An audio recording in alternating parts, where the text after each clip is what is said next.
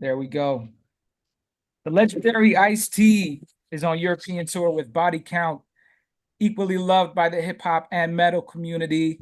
Safe to say you are a cultural icon. It is an honor to have you on Yammat FM. How is life on tour treating you, Ice-T?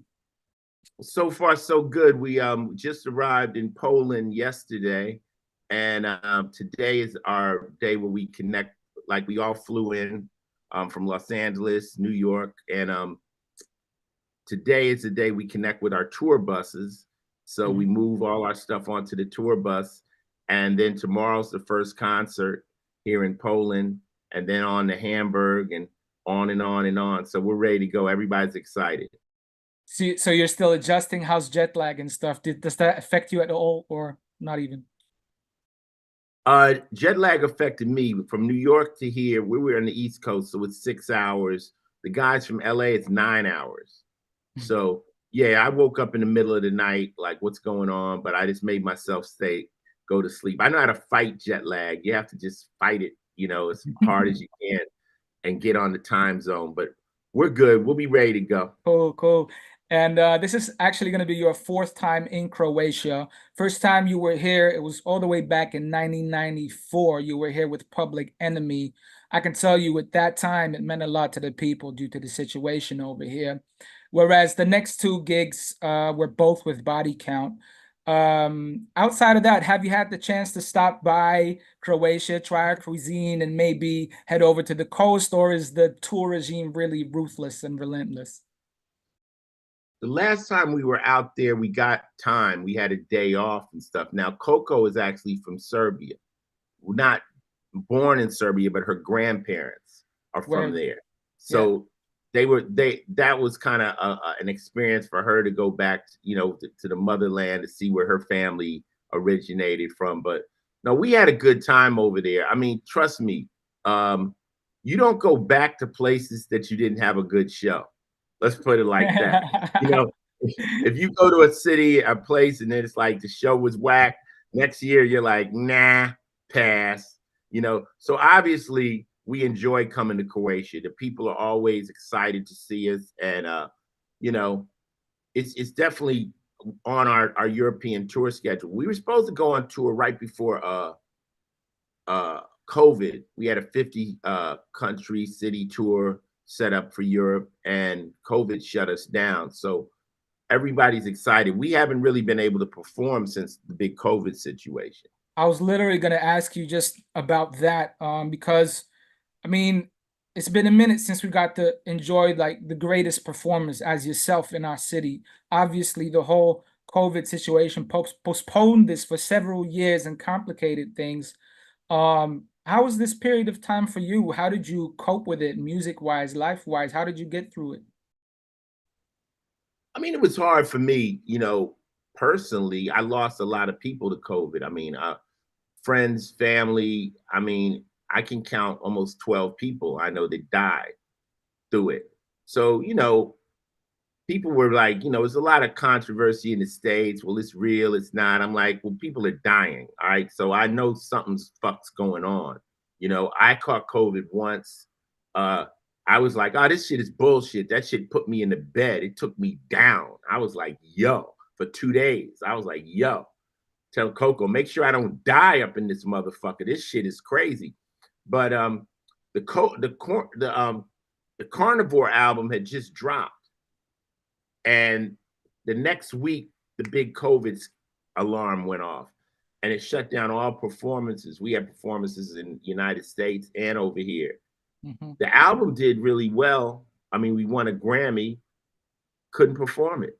So the record label says, make another album. I'm like, what the fuck? Make another album? Like, people don't understand when you make a record, you kind of shoot your wad. I mean, like, to make an album of 12 records, you probably made 20 records, and 8 didn't make it. So now to say make an album, you're not going to use those 8 that didn't make it. They didn't make it because they weren't good enough. So you got to start all the way over. So it took time for me to get in the right headspace to make the Merciless album. But we're ready now. We're ready. It came out incredible. I guess the time gave me more content, more things to talk about. and life went on. And, you know, I usually write about things that is happening in life. So I needed to live a little more to write more stuff. Definitely, it's great to hear that you managed to find the inspiration to make a whole new album again. That was definitely a big challenge, but you know, I congratulate you on that, and we're definitely hyped to hear some of the new material live as well. I take it you're going to be performing a lot of stuff from the new Merciless album as well. Well, what it is when we do festivals, we're on a time thing. So like when we do festivals, I think tomorrow we play an hour. Mhm. Some nights when we're playing with lots of groups, we play 30, 40 minutes. When we do the standalone shows, though, we can do 90 minutes. So we Mm. did a standalone show in LA just recently, and we performed 4 new records. So the problem is when you got a 20-year-old band, you have so much music. People want to hear There Goes the Neighborhood. People want to hear, you know, oh, you didn't do KKK, bitch. So there's so many songs throughout the history of the band. To put it into an hour or 40 minutes, it's hard. Right. Understandable, understandable. And also most people really want to feel that energy of that song live as well, that they most likely grew up to or connected to on a whole different level. So that's understandable. Um, I read a tweet of yours just recently. It really caught my attention. You wrote, "I never worried about people copying me. Their next move can't happen until I make mine." And that really resonates with me because that's really what I feel you are all about. You're very original. You're the OG. I'm sure your musical path has been an inspiration to many, and you really went ahead and opened your own lane by diving into metal as a rapper. So that was really not a thing yet when you were doing it. And does performing these two genres actually feel different to you, given that the topics of the music are actually quite similar and based on your life? Well, good. Well, doing a metal thing was, you know, was just like I said, for people who know, was just a way of giving Ernie C a band. You know, like I wanted my high school friend to play his guitar. And after coming to Europe with PE and seeing kids in the mosh pit, I'm like, I want a rock band, you know. So Body Count was created. My thing is just like I don't really listen to other people's shit. Like I'm making music straight out of like how I feel and what I'm thinking about at the time. So the theory of following people, that's just corny to me. You know, like there's just two ways to do art. One way is to just do it raw, and the other way is to worry about what the fans want. Now, Rick Rubin said the fans come last. And that might sound crazy, but really, from an artist perspective, fuck your fan. I'm going to do some shit that I like, and they're going to like it or they're not going to like it. That's very reckless, but that's when the fan says, that's new. I've never heard it before because I'm doing what I like, not what they've. If I want to worry about the fan, then I'm going to listen to what the fans like and I'm going to make something that they like. So, two different ways. I always say it's like going to an art gallery and looking at the paintings and trying to paint something like what you see at the art gallery, or just painting something and hoping it makes it to an art gallery. So I have that courage, and I think I've even got more courageous now because, see, there's two parts of my life. One was when I was in the streets and I was making money, and I didn't really need music money. Mhm. So I was raw, right? Well, now I'm on television, so I don't need music money again. So I'm back making wild shit. I don't give a fuck. I'm like, I don't need, this does not, you know, I think if you're an artist and you're like, if I don't make another hit record, I'm not going to be able to pay my bills. You're going to be more likely to try to make what other people are doing. You're going to be safer. But if Right. you don't give a fuck, then you now can become an artist. Now you can just say, fuck it. You know, this is what it is. Yeah. Following people that's never been my shit. Kool Keith, one of my favorite people in the world, says, look and see what everyone else is doing, then don't do that. That's great. He was on point. If I could just add on to that, I feel like there's two approaches. You're either an artist or an entrepreneur. If you can get into the entrepreneur mode and give the people what they want, then that's that. Kudos to you. You managed to do that. If you're an artist, you could never get into that mode, honestly. Well, that's why artists sometimes need business people, because they're great at making art, but they don't really understand the business, and that's not part of their way of thinking. And the business person is saying, well, no, this won't be lucrative enough. This won't be that. But if an entrepreneur connects to an artist and allows them to be an artist and just counts the pennies and crosses the T's and dot the I's, then you have a great relationship, because you have a business partner that's going to make sure you do reap the rewards, but he's not steering you. When he starts steering you, then you're fucked, because he's only thinking about the money. Now, my business people I work with, they understand that we're on the road with ICE, and ICE is going to make the calls, and our job is to make that business. Correct. Thank you for the experience. That sounds great. In several interviews, you mentioned that sometimes a negative remark or person can spark energy into you to do something positive and prove them wrong. Is that your character since childhood, or is there something specifically that turned that switch on inside you? Yeah, I think what turned that switch on was when I was in the military. I had a sergeant that one day told me, he said, "You're here because you cannot make it in civilian life." Now, at that point, I'm thinking, like that. yeah. And at that point, I'm looking at, being in the military is an honorable thing. You're doing the right thing. And then he waved it as, you're a loser. The reason you're here is because you can't make it out there. And I had to think about it. And I'm like, well, the reason I did join up was because I got my girl pregnant and I was trying to find a safe place to do something, but I can make it. So a lot of times people want this positive reinforcement, but a lot of times something negative might trigger you better. Just say, you know what, you're a fucking loser, man. Give up. And that might trigger you. It might be like, fuck that. I have a t-shirt line called Powered by Hate, which is learning how to take the negative energy and turn that into fuel. If you want to go in the gym, go on the internet, find somebody, Ice-T looking fat. He's old, he's fat. And I get my reps in. Now I'm in there, like, yeah, motherfucker. Like, so yeah, you have to take that energy, man. Hate is a great fuel. I like the way you put it. You boosted my motivation right away.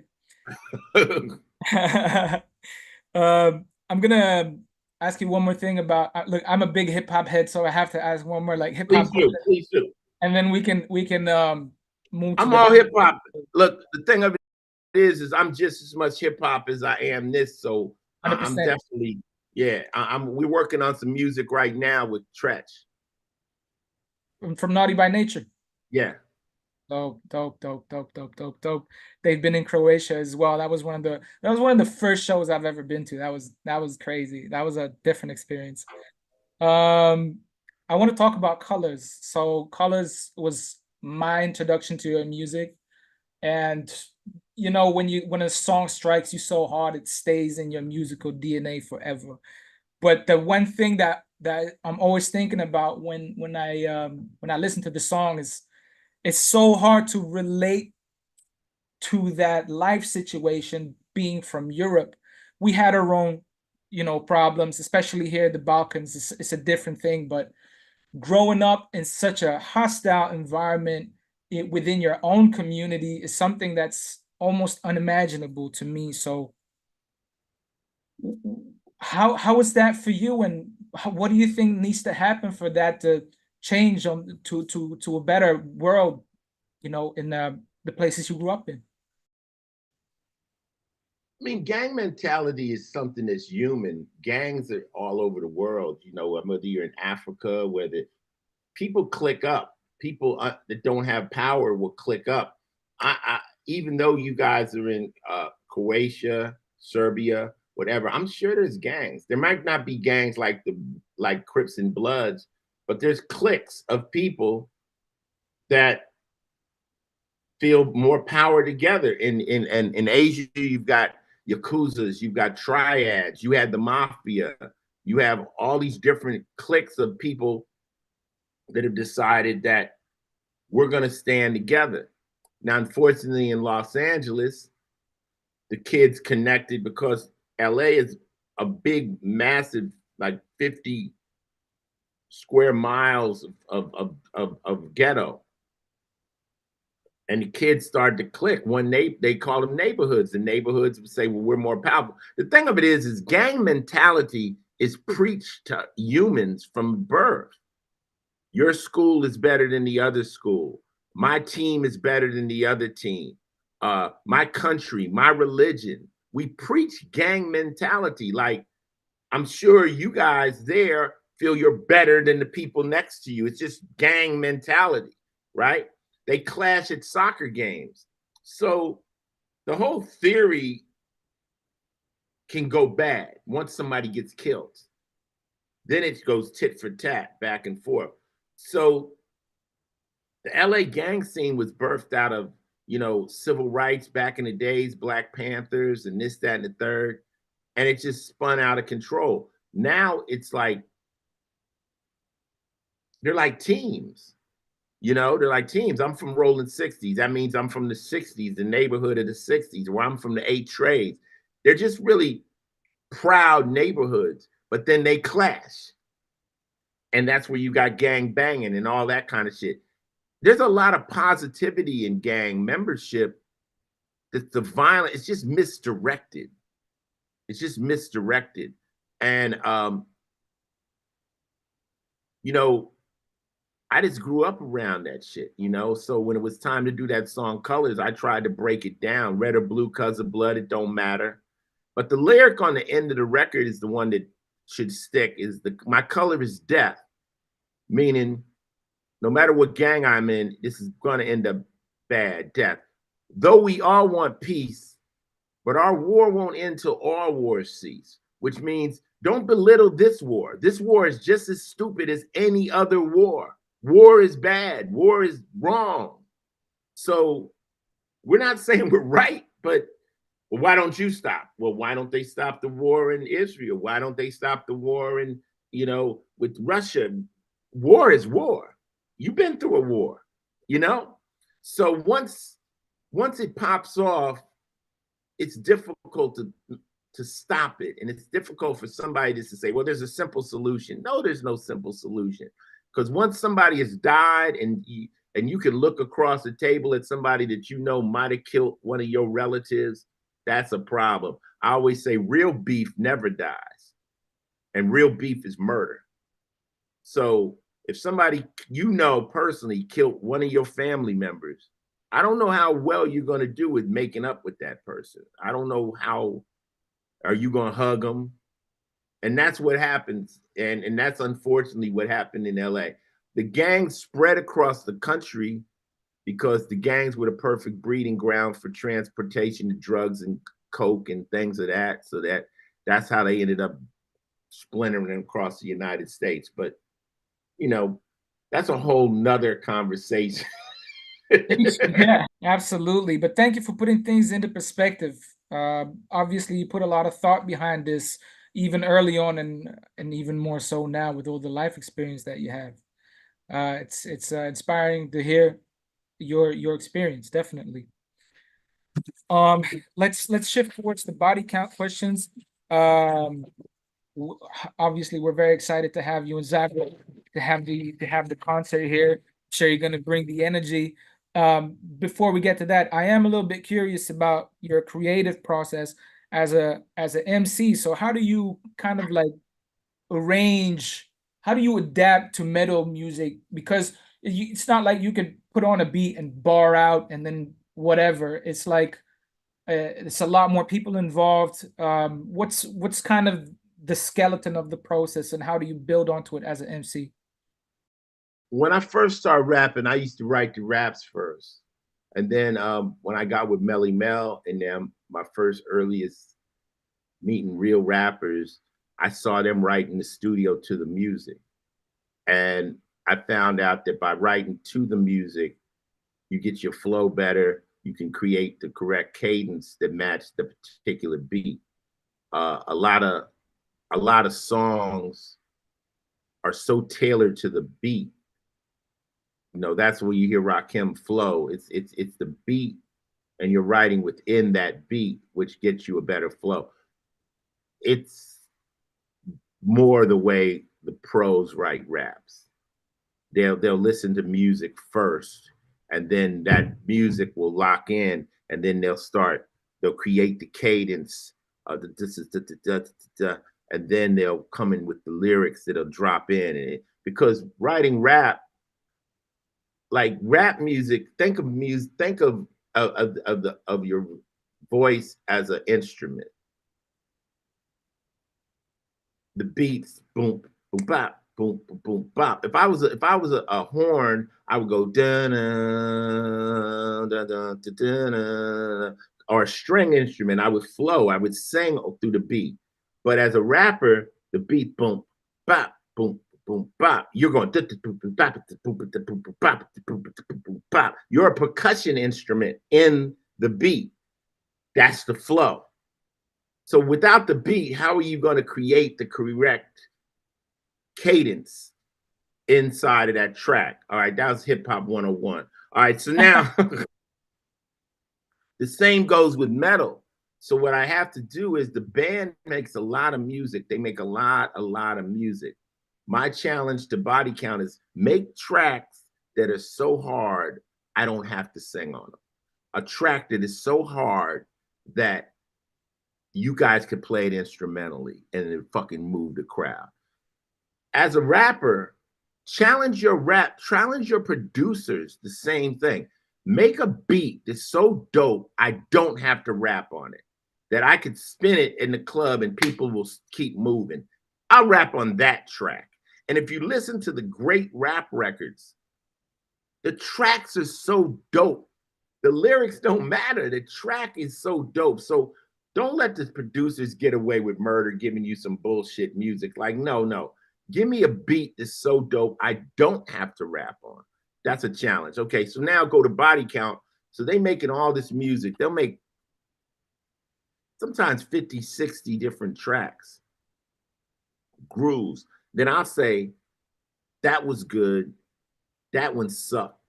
The breakdown was good. Make a song off the breakdown. So now I'm coordinating. And then once I got the track that's dope, the track tells me what the song's about. I'll listen to the song and I'll go, and it'll say, oh, that's what this is about. Because now I'm matching the content with the music. When I heard Psychopath, the song itself sounds like the the head of a psychopath. You know, so I'm like, oh, I couldn't make a love song over that fucking track.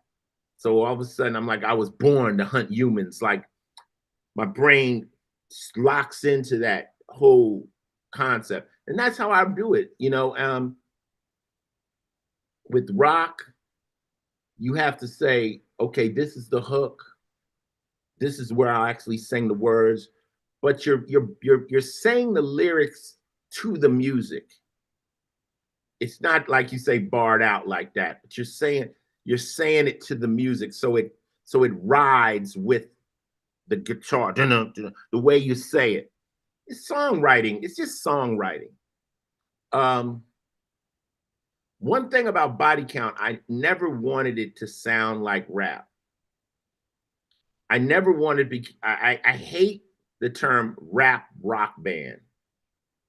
That's not Body Count. We're not a rap rock band. We're a rock band. The closest similarities to what I do would be New York hardcore, which would be groups like, you know, Madball, you know, Biohazard, shit like that. The way I call it barking lyrics, like, you know, you know. So that's it. That's the process. Music first. Listen to the music. Create the track.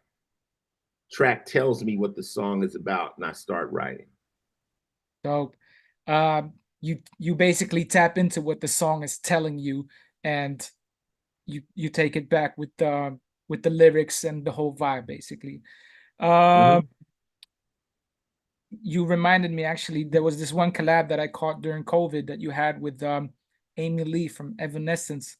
Um, it was a very interesting song because you were talking about, you know, giving people their roses while they're still here, and I feel like you guys were mourning. You guys were in mourning, and the emotion very much matched, and you two are so different, but you totally matched on this song. It was such a nice, sonically it was a contrast, but it was emotionally just right. So I really wanted to just tell you that that song is definitely a great example of Well, collaborating. the song was written. Now that song was different. I had an idea for a song, and then when I heard the music, but you know, Nipsey was a friend of mine, and when he passed, they sold out the Staples Center in 2 hours for his memorial. No disrespect, but he couldn't have sold a concert out in 2 hours. And I was like, this is a bunch of fake shit. Like, people are going there for photo ops. Some of the people probably never even heard his music. And I'm like, what? Now everybody is showing this love. You know, fuck, what is that about? Why do we wait until somebody dies to show your love? So I write the record, and Vince knew Mamie Lee because Vince and them guys, they roadie during the year for other bands and stuff. And Amy Lee said she had lost a brother. And so both of us were coming from a sincere place. And that's what you heard in the lyrics. You heard me say, don't wait to tell me that, you know, you love me when I'm gone. And she sang about it. So I think the realness of the lyrics came through because we weren't just saying words. We both were feeling what we were saying. Yeah, that's a special song. Definitely, definitely, very special song. And when you look throughout the comments, you also see a lot of people reacting to it in that exact way. It's just it really helped people get through some serious situations because it was genuine. You know what? I'm gonna tell you something about art. When art's done well, it'll touch you. Like, I could look at a painting and I might not feel nothing, right? You might look at it and not feel nothing. Somebody else might look at it and it'll touch them, like they'll feel it. So, like, when you're making music, I could say something and it might be funny to you and made you laugh. It jumped off the track and got in you, it made you laugh, it made you sad. So good art will actually leave the speakers and get in you. And that's why when you write from a real place, you have that chance of touching people with lyrics. You never know what lyrics going to hit. I've done so many interviews, and I've had fans and people, critics, like, yo, when you said this, that thing, man, whew. I'm like, that's what this is all about. Facts, facts. A few more questions. I want to talk about this emotional resilience that you have as well, because throughout the time that you had body count, you had lost members, and there were big gaps between projects as well. So, um, how did you deal with that? And obviously, you guys are still running, still making great music. Well, what are the kind of decisions that you had to make and that turned out right? Well, body count was over twice. Um, First off, body count was all guys from high school. We all went to school together. So you got Ernie C, Beatmaster V, who was one of my best friends, who was selling weed. Moose Man, who was selling weed. D-Rock, who was Ernie's like student. So that's who the band was. And the first person we lost was V, who died to leukemia. And he was diagnosed with it. We were over here in Belgium, and we had a sold out show, and we had a doctor checking his blood, and they said he's technically dead right now. And I canceled the show. Of course, people said we were shit, but I didn't say he had cancer. I just said he was sick, and they said we're pussies. People play sick. You know, we took the heat. But I wasn't going to let my friend die on stage. Fuck that. So sometimes you don't know the whole story. That time people didn't know the whole story, and I kept it to myself. A year later, Vic passed, and that was the end of the band. We were like, fuck. Then Ernie was like, we got to do it in honor of Vic.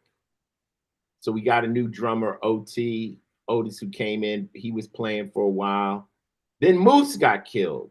Moose Man got killed going back to his neighborhood. He's from 60s, rolling 60s neighborhood. He goes back. He's not a gangbanger, but he goes back. He's hanging with some of his partners. Some shooters pull up. They run down the driveway, and he's the only one that got shot in the back, dead. This is what they say when keeping it real goes wrong, like going back to your old neighborhood, and Moose was dead. We was like, fuck, band stopped again. So then we got Grizzly. He comes in. He starts playing bass. The band wasn't functioning right because Vic was kind of like the person in a band. You need one person. It's like everybody got to get rehearsal. You need one. Ernie's not that guy. Ernie's too soft spoken. So we didn't really have a leader of the band. So the record suffered. Finally, when Grizz left, he went to play with Tina Marie. Vince came. Now, Vince used to be at our rehearsal hall. He was working at the rehearsal hall, and he stepped in. He brought in Juan of the Dead, and he brought in Ill Will. Will had played in punk bands in DC. And we made the final incarnation of the band. Juan had the connections to Sumerian, and we did Manslaughter. And we also brought in Will Putney as our producer. And that's when the band just was reborn. And I think Manslaughter was our first great record that came out after the Lull. Then Bloodlust, Carnivore, and now Merciless. They've just gotten better and better and better. And we've had the same team. To have a great band, you got to be connected. You got to be connected. You got to be all on the same tone. You got to have a producer that understands what we're doing. So we're really at full power right now. And you can hear it on the music as well. Also, I would like to say that the technical side of things are sounding amazing. Just the production, the mixing, mastering, and all that stuff. It's super serious, super serious. That's Will Putney. I call Will the Dr. Dre of metal. He does, you know, his band Fit for an Autopsy. He got a bunch of different groups he works with. You know, he just makes the band. He understands what we sound like and really makes us sound big and official. Like if you're going to hip hop, get DJ Premier, get Dr. Dre, get Pete Rock, get a real hip hop producer. When you're doing metal, you need a metal producer. It's two different ways. Because with metal, the guitars have to be very loud, and the voice has to be right in the cut. So when you turn it up, it just sounds louder. You know, with hip hop, the voice kind of sits on the top. It's a different mix. Got you. It's been such an honor to talk to you. So many nuggets of true knowledge and experience dropped only in this interview.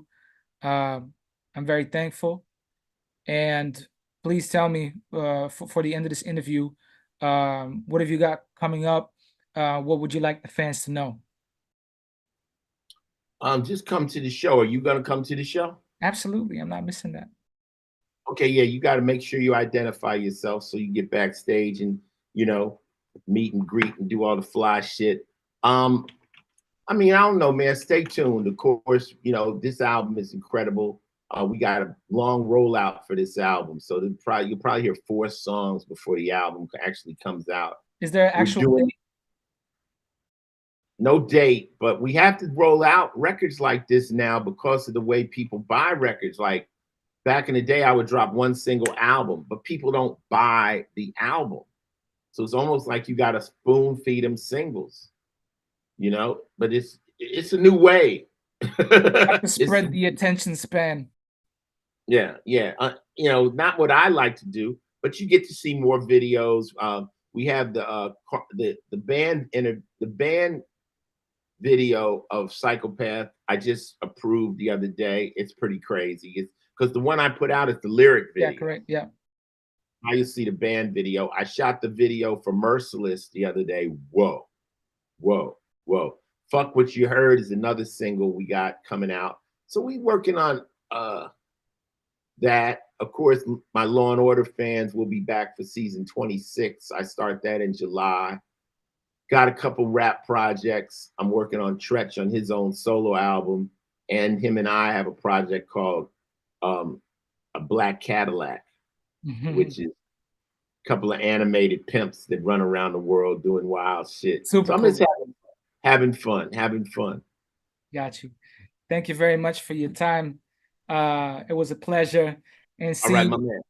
see you on the Body Count show, inshallah. Peace. Peace.